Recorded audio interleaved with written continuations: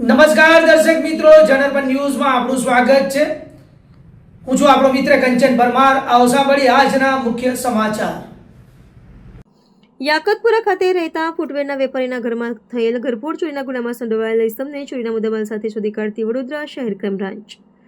વડોદરા શહેરમાં મિલકત સંબંધી બનતા ગુના અટકાવવાની તથા વડોદરા શહેરમાં રહેતા મિલકત સંબંધી ગુનાઓ આચરતા ઇસમો પર વોચ રાખવાની ઉપરી અધિકારીઓએ સૂચના આપી હતી. જે સૂચનાના આધારે આરોપી અનસ ફરીદભાઈ કાદરભાઈ દુધવાલાને પકડી પાડવામાં આવ્યો છે.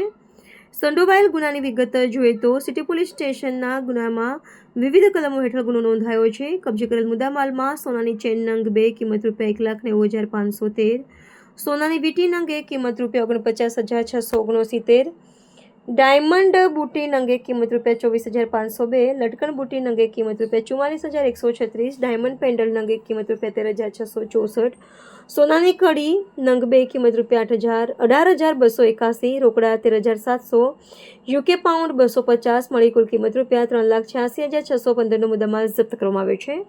આ સારી કામગીરી કરનાર ક્રાઇમ બ્રાન્ચના અધિકારીઓ police inspector RS Gohil, police sub inspector CD Yadav, police sub inspector AJ Rathwa તથા ટીમના અબ્દુલ રશીદ, પંકજકુમાર, જયદીપસિંહ, શક્તિસિંહ, વિક્રમસિંહ, જસવંતકુમાર, જામસિંહ, દેવેન્દ્રભાઈ, ઇબ્રાહીમ અને બિલાલનો સમાવેશ થાય છે.